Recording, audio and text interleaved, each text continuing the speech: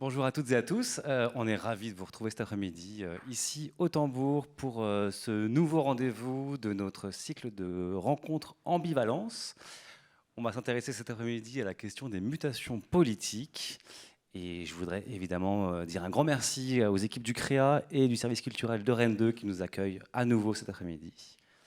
Ambivalence, c'est un cycle de rencontres qu'on mène à plusieurs mains avec nos complices des festivals Interstice à Caen et Stéréolux à Nantes.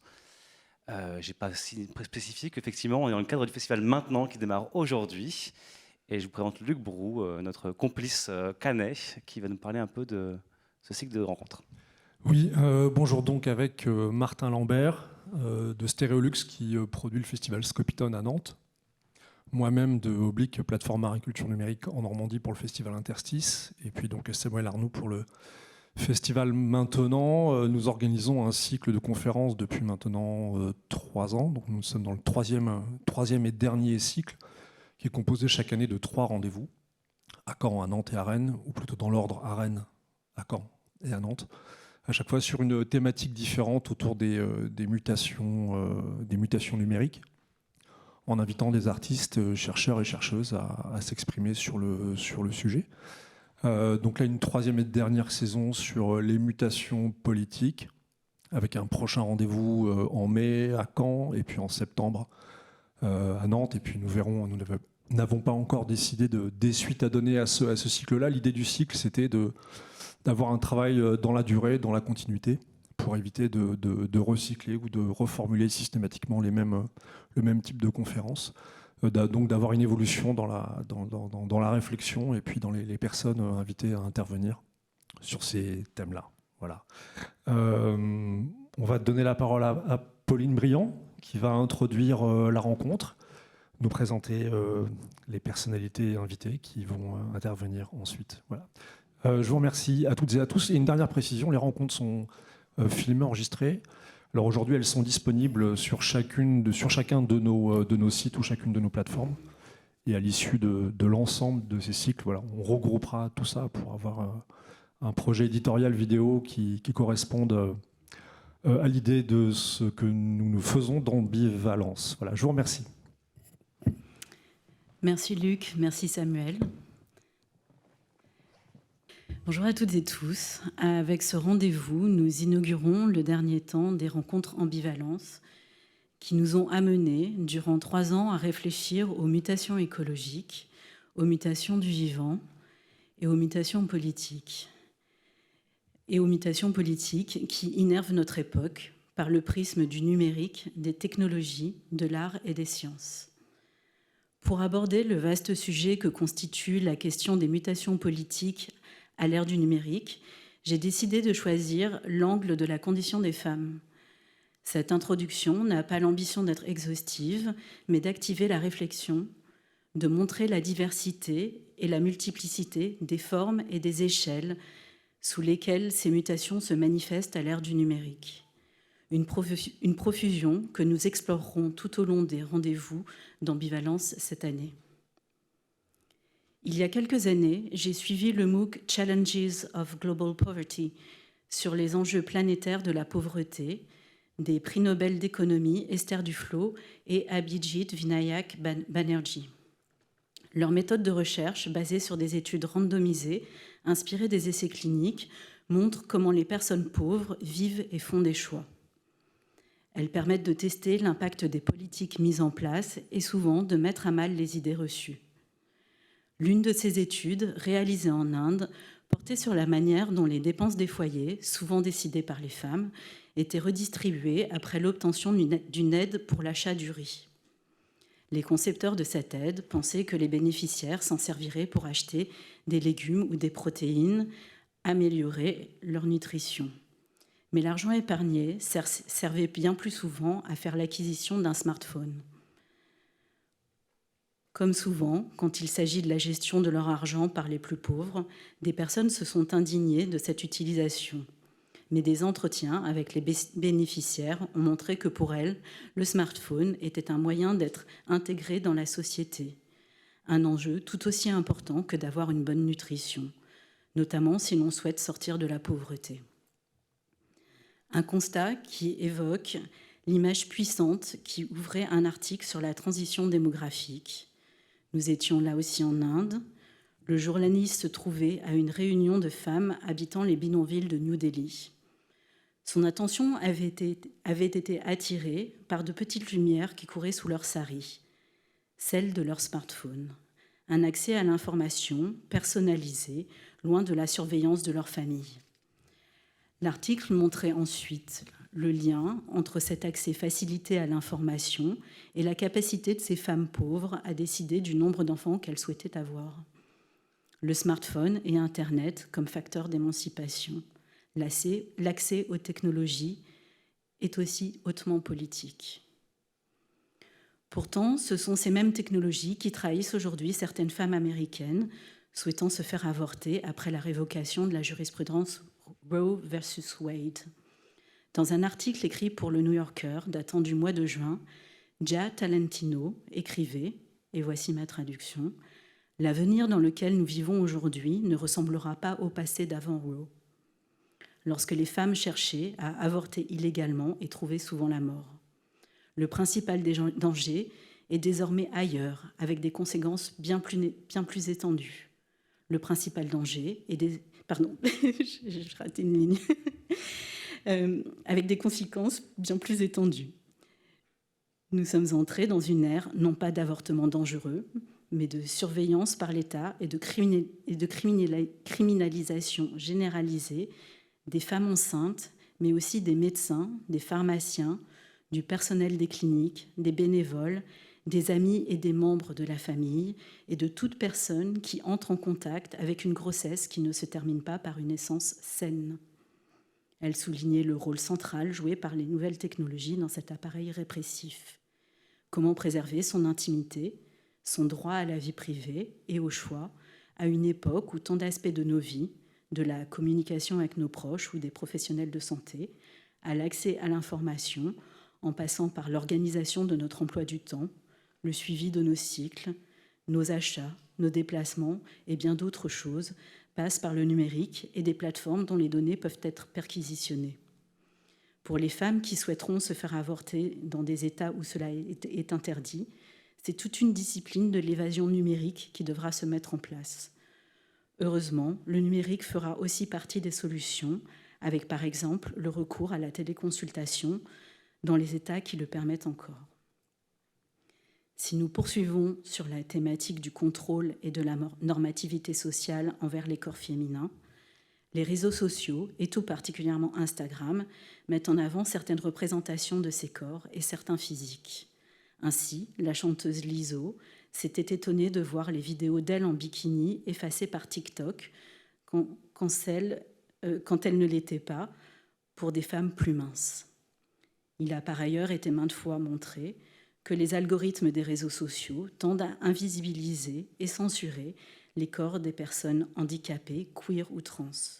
Une normativité aux effets dévastateurs dont les plateformes sont conscientes, comme l'a révélé la lanceuse d'alerte Frances Haugen, dévoilant que des études internes à Facebook, propriétaire d'Instagram et aujourd'hui appelée Meta, ces études montraient que passer du temps sur Instagram accentuait l'insatisfaction des adolescentes envers leur corps, mais aussi leurs troubles alimentaires et leurs pensées suicidaires. À l'époque, Facebook n'a cependant rien fait pour changer son algorithme très performant pour générer des clics. Et pourtant, c'est aujourd'hui sur ces mêmes réseaux sociaux que l'on voit les femmes iraniennes manifester tête découverte, se couper les cheveux et brûler leur hijab au péril de leur vie à la suite de l'assassinat de Mahsa Amini. Une révolte qui, comme les printemps arabes, les mouvements sociaux au Chili ou au Sri Lanka, les Gilets jaunes, Friday for the Future et Extinction Rebellion, ou de manière plus sinistre, les Proud Boys et le Tea Party, n'auraient pas eu la même résonance et le même soutien sans cette visibilité. Mais la visibilité sur Internet d'un mouvement populaire peut être trompeuse. Une étude menée à l'université d'Harvard montre que les mouvements contestataires pacifiques sont de moins en moins souvent suivis des changements qu'ils appellent. Là encore, l'importance prise par le numérique en serait l'une des raisons. Au début des années 2000, 2/3 des mouvements réclamant des changements systémiques obtenaient gain de cause, contre 1 sur 6 aujourd'hui.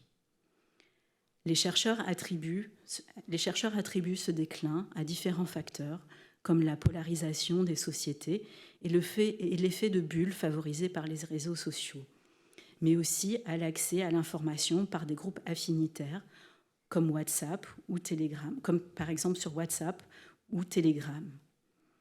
Cette polarisation tend à faire passer les manifestants pour une minorité représentant les intérêts d'un groupe marginal.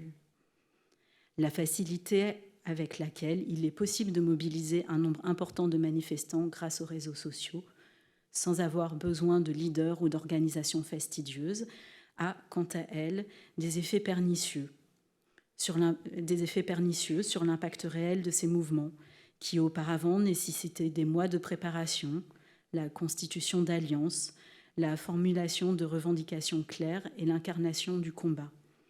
Elles sont impressionnantes par leur ampleur, mais sont souvent des feux de paille. Par ailleurs, les tenants du pouvoir ont aussi appris à s'adapter à ces modes de contestation par la surveillance, le harcèlement en ligne, une propagande souvent aussi virale que les messages de révolte, et par la censure. Pour les chercheurs, en Iran, le rôle des femmes devient alors crucial parce que les manifestantes, que ce soit dans les rues ou en ligne, viennent de milieux très variés, une possibilité de dépasser l'écueil de la polarisation pour faire bouger la société dans son intégralité. Un facteur qui permettra peut-être aux Iraniennes et aux Iraniens qui manifestent ces jours-ci d'obtenir les changements pour lesquels ils se battent. La mutation politique se fait aussi au niveau des imaginaires et des valeurs. Nous savons que l'imaginaire lié au numérique et aux technologies est souvent représenté comme masculin. Les pionnières ont été invisibilisées, les secteurs du numérique et des technologies emploient en majorité des hommes, et la censure en 2021 des livres Girls Who Code dans certaines écoles de l'État de Pennsylvanie en atteste. Pourtant, Donna Haraway a perçu le cyborg comme une figure émancipatrice face à une vision binaire et essentialiste du genre. Je pense aussi aux notions de hacking, de commun et d'open source, chères aux activistes du numérique, qui sont aussi reprises pour briser les visions patriarcales de la société et tracer des chemins de traverse. Hacking with Care est de ce point de vue un projet qui me tient particulièrement à cœur. Ce livret open source, développé par Emily King et Jeremy Zimmerman, se situe à la jonction des univers numériques et féministes, puisqu'il s'agit d'un manuel d'exercice physique conçu pour les personnes qui, rivées derrière leur ordinateur, risquent d'oublier leur corps, qui au final se rappellera douloureusement à leur attention. Il y a aussi la manière dont le féminisme s'empare des questions numériques pour faire évoluer les logiques qui gouvernent nos rapports à ces technologies, avec par exemple l'approche féministe aux données développées par la juriste Gloria González-Fuster, ou les récits spéculatifs et cyberféministes de Spider Alex, une hackeuse et activiste. Au travers de ces exemples qui abordent la question des mutations politiques au prisme de la condition des femmes et du féminisme, de l'intime au public, j'ai voulu illustrer la manière dont la couche de numérique s'est moulée sur la peau du monde, tout en continuité, en exacerbation et en interpénétration. J'ai choisi ce prisme parce qu'il permettait, me semble-t-il, d'illustrer le rôle ambivalent du numérique et des technologies sur la question politique dans nos sociétés et comment il la faisait évoluer. Se dégagent des thématiques fortes comme la séparation entre le privé et le public, la question de l'accès aux technologies et le consumérisme, de leur matérialité, les situations hégémoniques, la surveillance, l'engagement, la souveraineté technologique, la liberté de s'exprimer et ses limites. À la jonction du numérique et du politique, les artistes, les hackers et les activistes se retrouvent pour interroger activement la place trop peu souvent débattue des technologies dans nos sociétés. Ils utilisent l'humour, le bricolage, l'absurde, le code, la flibuste, la performance, le détournement, l'édition, la destruction, l'archivage, le récit et bien d'autres moyens d'expression pour interroger ces grandes thématiques et nous faire prendre conscience de leurs enjeux. Ce sont ces cheminements que Jean-Paul Fourmentreau a étudiés et qu'il nous présentera durant la première partie de ces rencontres. Ce sont ces sujets dont nos invités, Gwénola Wagon, Christophe Bruno et Julie Morel, se sont emparés et dont nous discuterons dans un second temps au cours d'une table ronde à laquelle vous serez toutes et tous invités à participer. Merci. Je vais maintenant inviter Jean-Paul Fourmentreau à me rejoindre.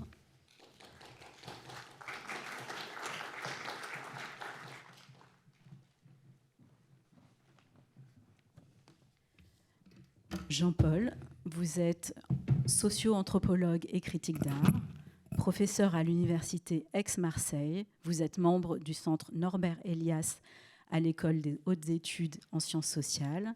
Vous êtes l'auteur de plusieurs ouvrages sur les contre-cultures, avec contre entre parenthèses numériques, dont Art et Internet, l'ère post-média, l'œuvre virale, Identité numérique et en 2020, Antidata, la désobéissance numérique, art et activisme technocritique. C'est à vous. Merci beaucoup. Bonjour à toutes et à tous. Merci Samuel et à toute l'équipe aussi d'Electronica pour cette invitation. Donc je vais essayer de répondre à la commande, pour ainsi dire, de traiter cette question des relations entre art et politique avec le prisme de l'activisme. Peut-être en démarrant sur une étude de cas, on pourrait dire, enfin une enquête sur une œuvre qui a été l'objet d'une controverse. À l'heure où s'instaure une banalisation de la surveillance, les technologies semblent parfois mises au service d'une politique antisociale. La recrudescence des dispositifs de sécurité post-attentat du 11 septembre, l'instauration d'une loi controversée dite de sécurité globale, mais aussi l'injonction au confinement ou au couvre-feu suite à l'éruption de la pandémie de Covid-19, ont constitué autant de mesures liberticides qui ont mis à mal les droits fondamentaux et la vie privée. Sous couvert d'une vigilance partagée, présentée comme un facteur d'amélioration de la vie sociale, les États ont adopté des technologies numériques de plus en plus intrusives, la vidéosurveillance, la dataveillance, les drones, la biométrie, la géolocalisation, les puces RFID, etc. Dans ce contexte, des artistes et des associations citoyennes s'associent pour développer des contre-feux, pour reprendre le contrôle et renverser les rôles, surveillant-surveillé notamment, ainsi que les frontières de plus en plus floues de la surveillance contemporaine. Est-il encore possible de garantir une démocratie numérique ? Les citoyens peuvent-ils exercer un droit de surveillance ? L'art peut-il avoir un rôle à jouer ici ? Voilà autant de questions que j'aimerais aborder avec vous et qui seront prolongées le temps de la table ronde, je pense. Alors peut-être, en guise d'introduction, comme ça, commencer par cette œuvre de Ito Steyerl, sorte d'oracle des temps en cours et à venir, ceux de l'urgence, ceux de la terreur médiatique, une époque à laquelle la simulation et la virtualité règnent en maître. Voilà qui pose immédiatement la question de l'alerte. Qui alerte ? Qui donne l'alerte ? Et l'art peut-il aussi, ici, en quelque sorte, donner l'alerte ? En date du 1er octobre 2020, une campagne de pétition en ligne pour bannir la reconnaissance faciale en Europe avait déjà recueilli 14 000 signatures lorsque l'artiste, hacker et activiste italien Paolo Cirio, principal initiateur de cette pétition, décidait d'y associer une performance in situ dans le centre-ville de Paris. Parcourant de long en large la capitale française, il y affiche des centaines d'images de visages de policiers récupérés sur Internet. L'affichage sauvage est une pratique récurrente pour cet artiste, dont l'œuvre, entre street art et net art, on pourrait dire, est inscrite à mi-chemin de l'espace public et des plateformes Internet. Ces actions prennent notamment pour cible les atteintes à la vie privée et à la liberté d'expression engendrées par l'économie invasive des technologies de contrôle et de surveillance. Des portraits d'agents des forces de l'ordre, en gros plan, zoomés et recadrés, se trouvent ici une première fois exposés dans l'espace public, sans revendication à ce moment-là d'aucune intentionnalité artistique. Il s'agit pour la plupart de clichés photographiques ou de séquences vidéo circulant déjà sur la toile, préalablement captés par les médias ou par les citoyens lors de manifestations et postés sur différents comptes internet, des sites web, des blogs, des réseaux sociaux tels qu'Instagram.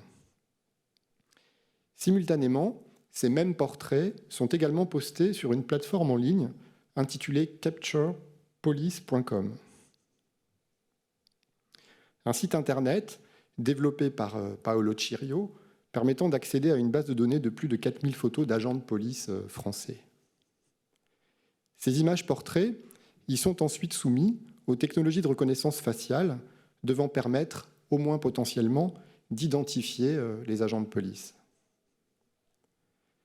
Ces actions simultanées, le site web, la pétition en ligne, l'affichage sauvage aussi, composent les différents volets, les 3 volets d'une œuvre composite baptisée Capture, que l'artiste Paolo Cirio réalise à l'invitation du Frénois, ce studio national d'art contemporain dirigé par l'artiste et écrivain Alain Flécher à Tourcoing dans la région nord de France.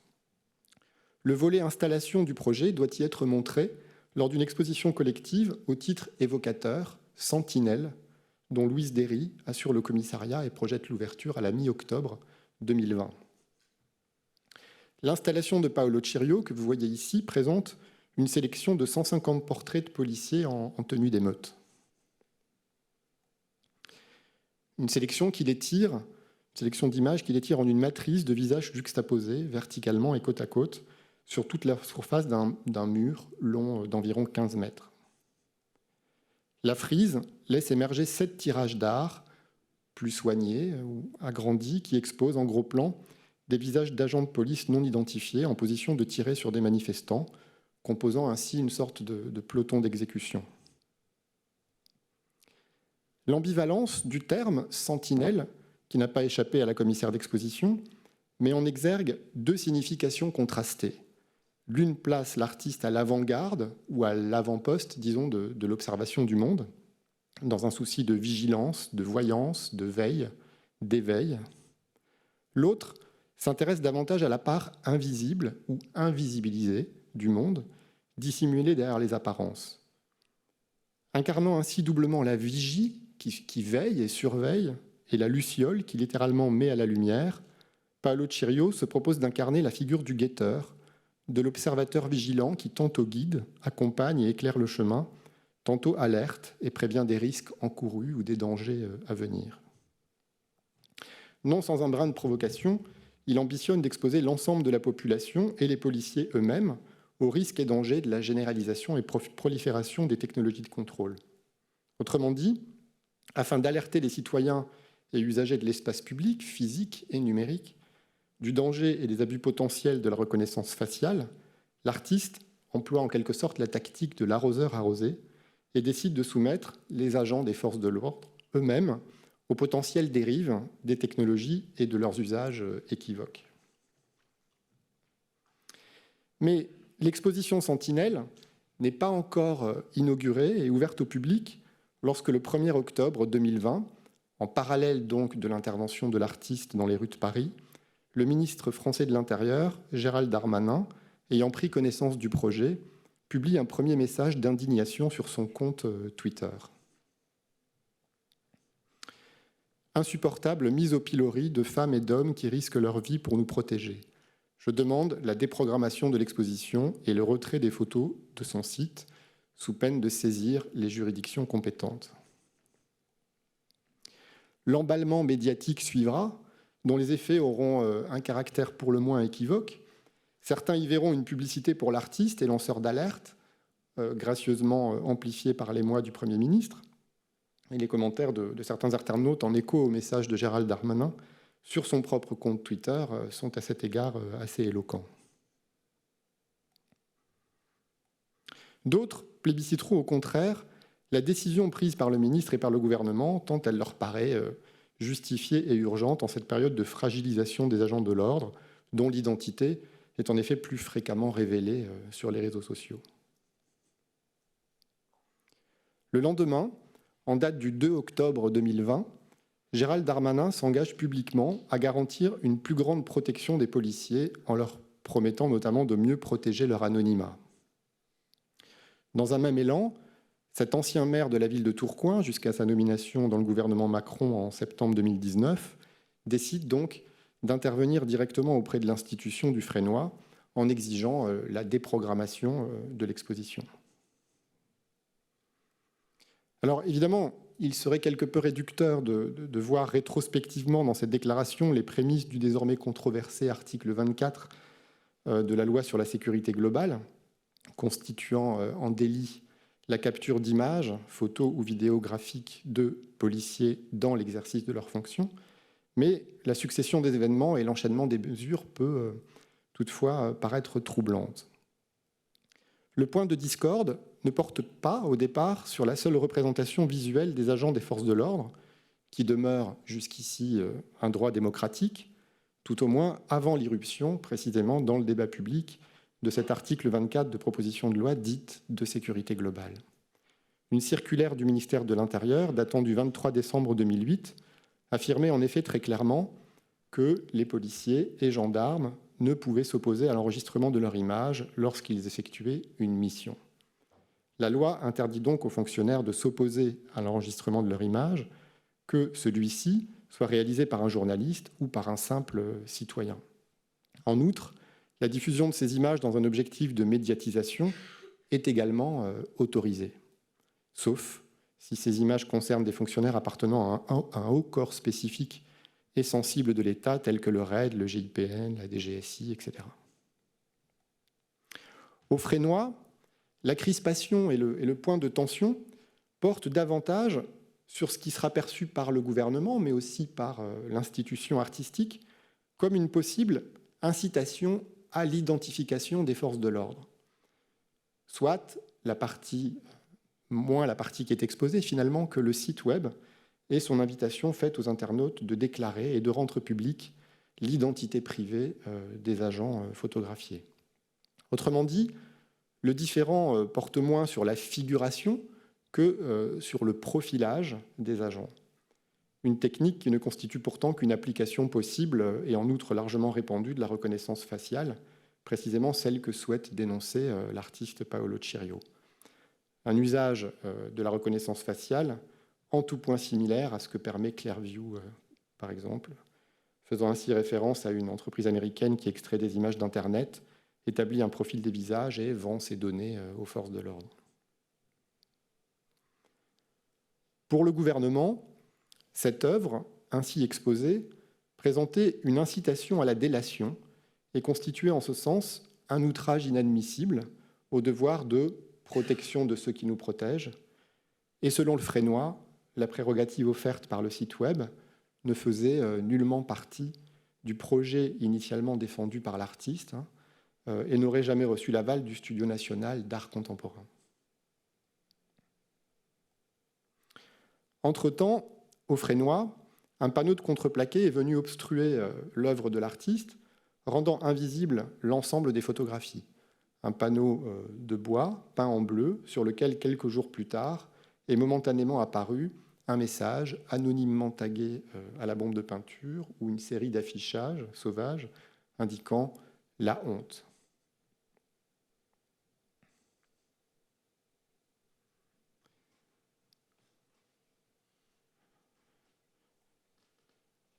Malgré de nombreux soutiens, après réception de nombreux messages d'intimidation et de menaces, l'artiste choisit quant à lui de quitter la France pour regagner son domicile dans la ville de Turin, en Italie. Le site web de capture.org sera également fermé, son adresse URL redirigeant désormais les internautes directement vers la page web de la pétition en ligne requérant l'interdiction de la reconnaissance faciale en Europe, qui avait recueilli entre-temps un peu moins de 52 000 signatures. Au-delà de la polémique qu'il a pu susciter, le projet de Paolo Cirio a ravivé un débat séculaire. Peut-on filmer et photographier les forces de l'ordre ? En France, le projet de loi de sécurité globale a cristallisé les tensions. Le 10 novembre 2020, une tribune émanant de plusieurs sociétés de journalistes et de rédacteurs de grands médias français pointait et dénonçait les dérives liberticides pour la liberté d'expression de cet article 24 de proposition de la loi. Cette mesure, je cite, qui vise à limiter la diffusion d'images des forces de l'ordre, ne peut qu'attenter à la liberté d'informer, celle des journalistes et plus généralement celle de tout citoyen. Unanimement, il a été demandé aux parlementaires, en vertu des droits démocratiques essentiels, que cet article puisse être retiré du texte de loi.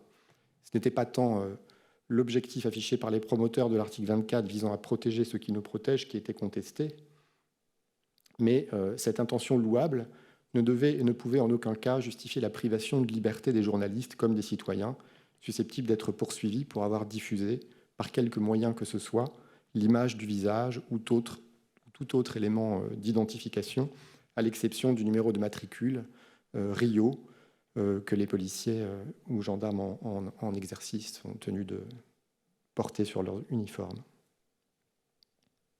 Ce nouvel article, dans sa première version, était en effet assorti de la création et définition d'un délit ad hoc, puni d'1 an de prison et de 45 000 € d'amende.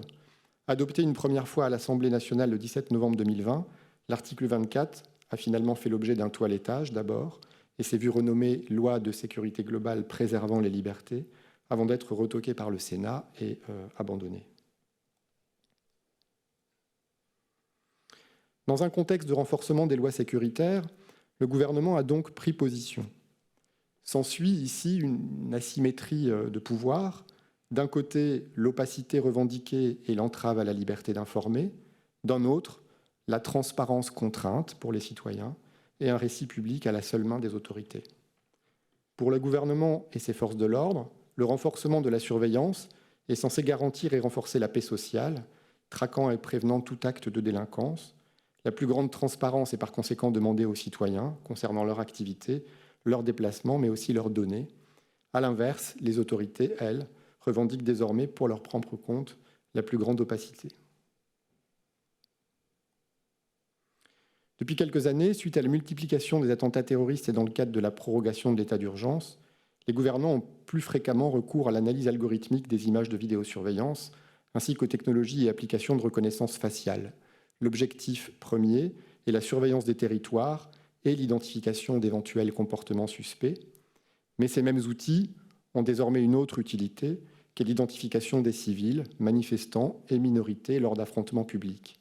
Il en résulte une surveillance généralisée, souvent dénoncée par les associations de défense des libertés publiques, comme susceptible d'accentuer les discriminations et les dérives autoritaires. Dans ce contexte, l'œuvre de Paolo Cirio a fait office de détonateur.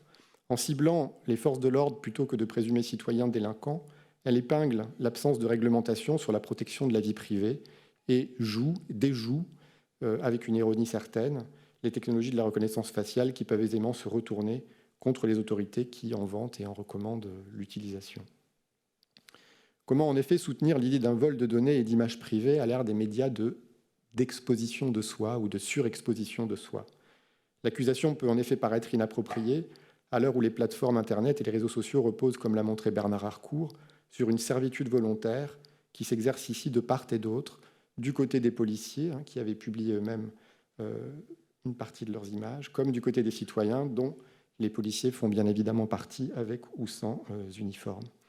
Internet engage davantage un don d'images et un abandon de soi auquel les internautes ont dû consentir, le plus souvent sans bien mesurer les incidences de cet abandon. En ce sens, les plateformes numériques composent désormais ce vaste supermarché des images dont la circulation, l'emploi et le réemploi paraissent moins préoccupants que leur possible instrumentalisation par les GAFAM, aux seules fins d'intensifier la consommation et le contrôle des individus, avec l'assentiment et la collaboration des États. À ce titre, l'œuvre de Paolo Cirio déploie en quelque sorte un art de la sous-veillance, visant à détourner les instruments de la surveillance panoptique exercés par les détenteurs du pouvoir, la police, le gouvernement, le renseignement, les GAFA. Autrement dit, l'intention sous-jacente réside moins ici dans l'identification du visage des policiers que dans l'ouverture de la boîte noire du programme politique et de ces nouvelles technologies de contrôle, conjointement mobilisées par l'État et par le capitalisme de surveillance. Le projet orchestré par Paolo Cirio traite en effet davantage des dangers et des effets pervers de la reconnaissance faciale, mise au service d'une surveillance généralisée pourchassant toute zone d'ombre et d'opacité, que sur les images en tant que telles qui résultent de ce processus. La surveillance revient ici à mener une contre-observation, surveiller les surveillants, rendre publics les systèmes de surveillance et révéler l'identité des autorités qui les contrôlent afin de dénoncer leur excès coercitif et liberticide. C'est alors la dimension citoyenne de l'acte de surveiller qui est mise en avant et encouragée. L'enjeu d'un tel projet résidant en effet dans sa révélation des coulisses et des mécanismes invisibles du projet autoritaire de la surveillance numérique. L'installation artistique, de ce point de vue, ne constitue que la face émergée et visible du projet, qui est complétée par la pétition en ligne et l'affichage sauvage qui incarne un second volet, disons, davantage citoyen et militant de cette même initiative. C'est alors non plus seulement le monde de l'art qui est investi, mais la place publique et les forums numériques, autant que la sphère militante et médiatique, en dialogue avec le soutien des associations citoyennes qui militent pour la préservation de la liberté d'expression et pour la régulation des plateformes numériques.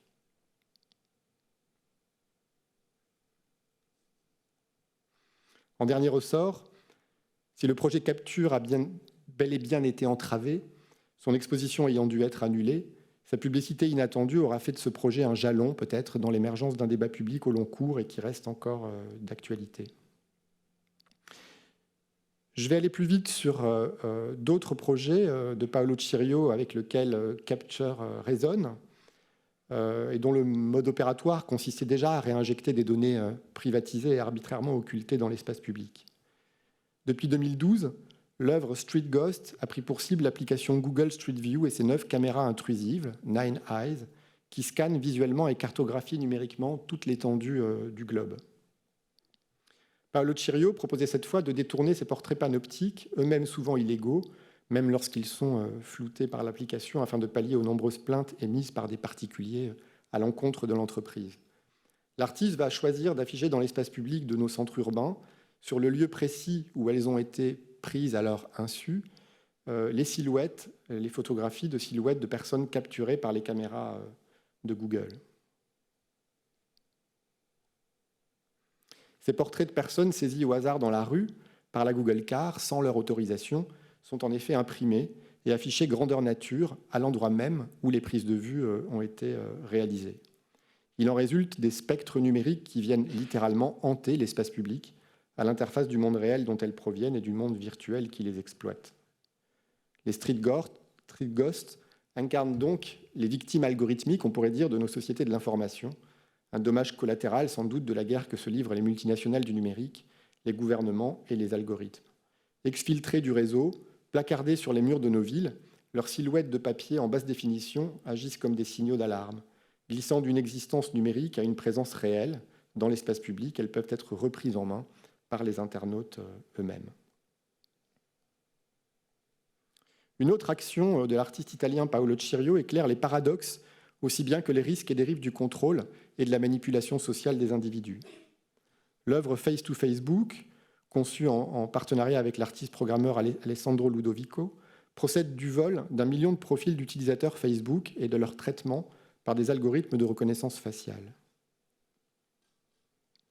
À partir du piratage de la base de données de Facebook, les deux artistes ont procédé à l'implémentation d'une sélection de 250 000 profils au cœur d'un site de rencontre en ligne fictif, inventé de toutes pièces, nommé lovelyface.com. Le détournement s'opérait sur le mode d'une attaque virale, conçue pour éclairer les risques du partage et de la surveillance des informations personnelles sensibles. Publiés à l'insu des internautes, les profils privés se voyaient exposés et mis en relation selon leur caractère, arrivistes, sournois, etc. Une intelligence artificielle était censée analyser des expressions faciales afin d'estimer le taux de compatibilité des utilisateurs et de favoriser ainsi leurs rencontres potentielles. L'œuvre singée et parodiée le pouvoir des réseaux sociaux et les dangers d'une mainmise sur nos données, révélant la violabilité de celles-ci et exposant les coulisses, encore une fois, de leur exploitation technique. En 2014, Overexposed proposait un premier retournement de cette tyrannie de la visibilité. Faisant suite aux révélations d'Edward Snowden en 2013, Paolo Cirio prenait pour cible cette fois l'identité de plusieurs hauts représentants américains, les portraits photographiques d'agents de la National Security Agency, la NSA, de la CIA ou du FBI, se trouvaient à leur tour épinglés dans l'espace public. Là encore, la satire politique de Cirio inversait les moyens de propagande contemporains en révélant comment des images censées être protégées pouvaient avoir été capturées à l'insu des agents dans leur sphère domestique et familiale avant d'être postées sur les réseaux sociaux. Les identités de Keith Alexander, John Brennan, James Comey, entre autres, ont ainsi été exposées au grand public à travers la circulation virale et l'affichage sauvage de photographies ayant fuité sur les réseaux sociaux. Adoptant ironiquement, encore une fois, la tactique de l'arroseur arrosé, l'œuvre exposait au grand jour le visage de ces hommes de l'ombre, fonctionnaires, responsables de la surveillance de masse et des programmes de renseignement classés secret défense. Composée d'une série de 9 photos non autorisées de ces hauts responsables des services de renseignement américains, l'œuvre a été placardée sur les murs de plusieurs villes à travers le monde. L'artiste a utilisé ensuite la technique HD stencils permettant d'imprimer des pochoirs et de reproduire indéfiniment ces images murales à la bombe de peinture. Ce procédé technique utilisait des logiciels et des découpeurs laser sur mesure pour créer numériquement des pochoirs adaptés à la réalisation de graffitis en couleur à la peinture à aérosol. Là encore, l'enjeu consistait autant dans les images ainsi reproduites que dans la révélation des dangers de leur surexposition et exploitation médiatique, overexposed, à des fins qui échappaient largement aux auteurs et aux sujets de ces images.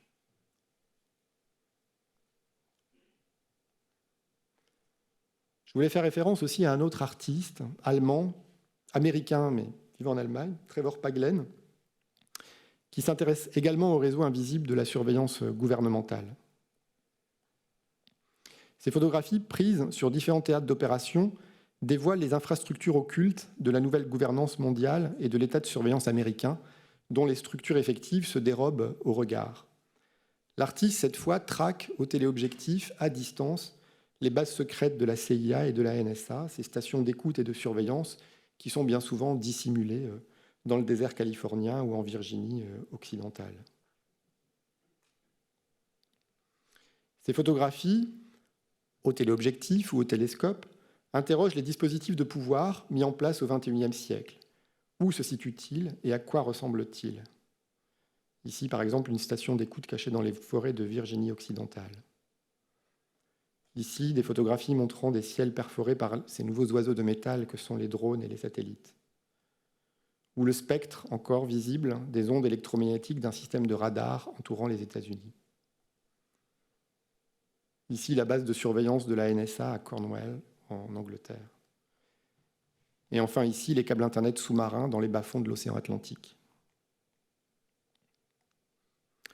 Une de ses œuvres les plus emblématiques, intitulée Sight Machine, réalisée en 2017, prend également la forme d'un concert multimédia en collaboration avec le Kronos Quartet, ce quatuor à cordes de San Francisco connu pour ses expérimentations musicales assez peu orthodoxes.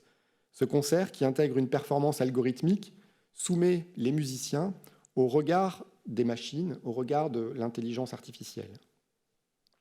Pendant que le Kronos Quartet interprète des œuvres de Laurie Anderson, Steve Reich ou Terry Riley, compositeurs qui ont tous en leur temps interrogé le pouvoir des machines, le quatuor est en effet surveillé par des caméras qui essaient d'enregistrer ou de capter leurs émotions pendant qu'ils jouent. Une intelligence artificielle traque en temps réel les comportements de chacun des interprètes, leurs caractéristiques sociales, leurs attitudes, jusqu'à leur humeur. La synthèse analytique de ce traitement algorithmique est ensuite directement projetée sur un écran derrière ou à l'arrière des musiciens. Le public est donc doublement invité à vivre l'expérience du concert et à suivre les opérations par lesquelles cette machine de vision, Sight Machine, apprécie et évalue ce qui se passe parmi les musiciens. La vision des images projetées peut s'avérer troublante, les machines ne se contentant pas uniquement de percevoir, mais opérant également des interprétations, des traitements et des classements par l'intermédiaire de l'intelligence artificielle. L'œuvre donne en effet à voir les visages de chacun des musiciens sur lesquels s'affichent des valeurs exprimées en pourcentage qui résultent d'un traitement statistique en temps réel exécuté par la reconnaissance faciale. Cette utilisation d'algorithmes de détection associés à des systèmes de surveillance avancés mettant au jour la distance ou l'écart entre l'interprétation humaine et celle des machines. Est-il vraiment possible de quantifier l'inspiration, l'expression ou l'émotion humaine ?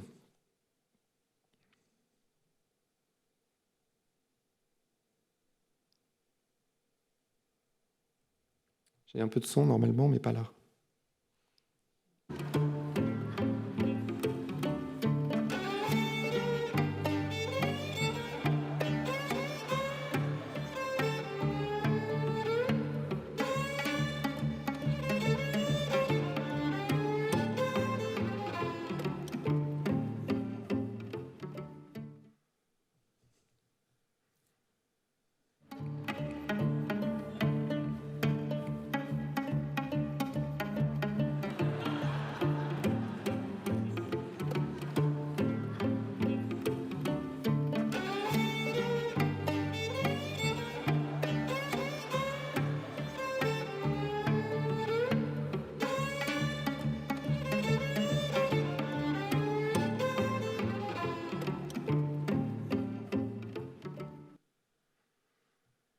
Si l'intelligence artificielle semble ici encore largement défaillante, elle paraît maîtriser néanmoins un très grand nombre de données qu'elle traite afin de construire une possible interprétation visuelle des sentiments ou des traits de caractère de chacun des individus ainsi traqués. Ces applications de reconnaissance faciale s'avèrent pour le moins problématiques, notamment du fait de leur identification, de leur classement et surtout de leur évaluation et prescription des comportements et émotions des individus, déterminés en l'occurrence par la seule apparence de leur visage. Les empreintes visuelles qui en résultent sont la plupart du temps abusivement utilisées pour qualifier ou disqualifier une personne, décrypter des émotions, reconnaître et attribuer un genre ou une sexualité conforme, ou au contraire déviante. Ces valeurs et mesures chiffrées devenant des critères d'évaluation et de jugement, elles portent et induisent des risques de stigmatisation très fréquents. Autrement dit, l'IA ne se contente plus en effet de décrire ce qu'elle voit, mais elle évalue aussi, elle juge. Ces jugements accentuant en réalité les stigmatisations et les préjugés humains préalablement implémentés dans la machine.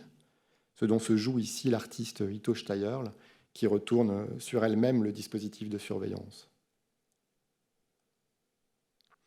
Alors, l'utopie numérique a mal tourné, et Internet dans tout ça. Ce territoire farouchement attaché à la liberté d'expression et de création, ce territoire accentré, non hiérarchique, héritier des zones d'autonomie temporaire théorisées par le philosophe Hakim Bey. Assiste-t-on aujourd'hui à une dystopie, au contraire, depuis le début des années 2000, depuis l'apparition des GAFAM peut-être? Internet s'est recentralisé jusqu'à devenir un empire de la surveillance, tel que l'a montré Ignacio Ramonet. Il a laissé place à un capitalisme de surveillance, selon la philosophe Shoshana Zuboff, ou à une société d'exposition de soi, au sens du juriste Bernard Harcourt, société d'exposition qui succéderait à la société du spectacle, présentée par Guy Debord, à la société de surveillance, théorisée par Foucault, ou encore à la société de contrôle, théorisée par Deleuze, ou peut-être une société qui les réunit toutes avec la complicité ou la servitude volontaire des internautes. On assiste incontestablement à un virage technocritique, comme l'a montré l'historien François Jarige.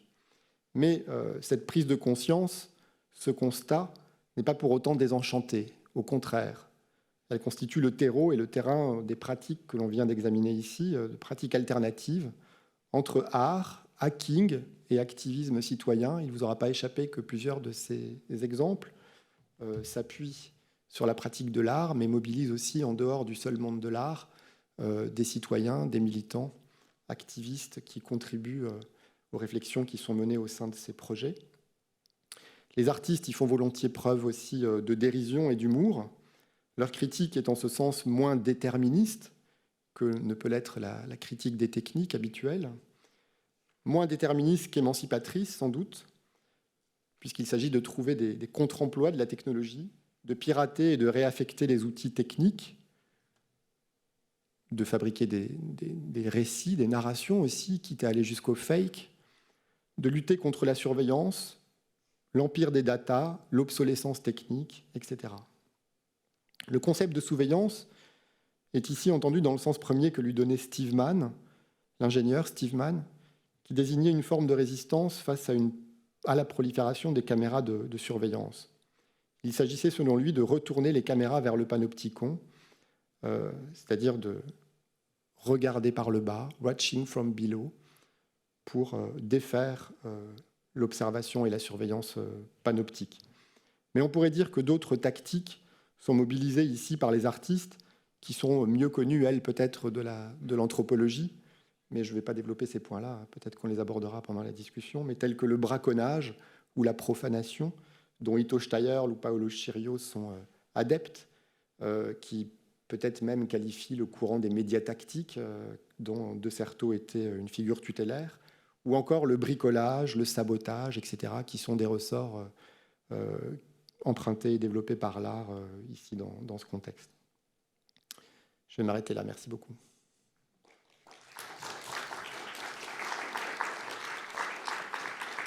Désolé pour les problèmes techniques. Merci beaucoup, Jean-Paul. Est-ce qu'il y aurait des questions directement en relation avec la présentation de Jean-Paul? Je vous propose de garder les questions plus générales que vous pourriez avoir plutôt pour la table ronde, pour que l'ensemble des personnes invitées puissent y répondre.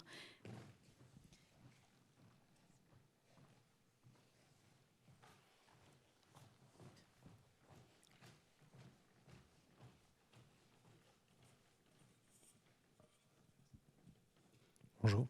Bonjour. J'aurais voulu savoir précisément ce que vous entendez par servitude volontaire. Est-ce que ça inclut le travail bénévole, enfin tout ce qui est travail non payé, non rémunéré sur Internet, ou est-ce que c'est plus large? Enfin, je pense que c'est plus large évidemment, mais peut-être que le digital labor qu'ont théorisé Dominique Cardon et Antonio Casilli pourrait, d'une certaine façon, mais je pense que ce à quoi vous faites référence, c'est plutôt ça, et ce serait plutôt cette fois-ci une forme d'exploitation nouvelle, hein, finalement. Alors, certes, on contribue non pas de façon, disons, contrainte et forcée réellement, mais aussi parce qu'on y trouve un gain, certainement, des likes, des retours, des appréciations diverses et variées. La notion de servitude volontaire, je l'emprunte ici à Bernard Harcourt, qui montre effectivement qu'on n'est plus tellement dans une société de surveillance qui serait comme celle que décrivait Michel Foucault, c'est-à-dire qui reposant sur des institutions avec des dispositifs comme le panoptique, etc. On est davantage dans des modes de surveillance à ciel ouvert qu'aurait pu analyser Gilles Deleuze, mais encore plus, on est sur des surveillances qui s'appuient sur cette servitude volontaire, c'est-à-dire sur cet élan des internautes eux-mêmes à se dévoiler, à livrer, pour ainsi dire, sur la toile énormément d'informations qui les concernent, y compris des informations intimes, à accepter de céder, et en signant tous les formulaires qu'on leur propose sans toujours les lire, c'est-à-dire d'être vraiment eux-mêmes le moteur, finalement, qui alimente cette société de surveillance, celle des GAFAM, mais aussi celle des gouvernements, puisque les deux sont assez étroitement liés. D'autres questions? Ok, donc ce que je vous propose de faire, c'est qu'on va prendre une dizaine de minutes de pause, puis nous passerons à la table ronde. Merci.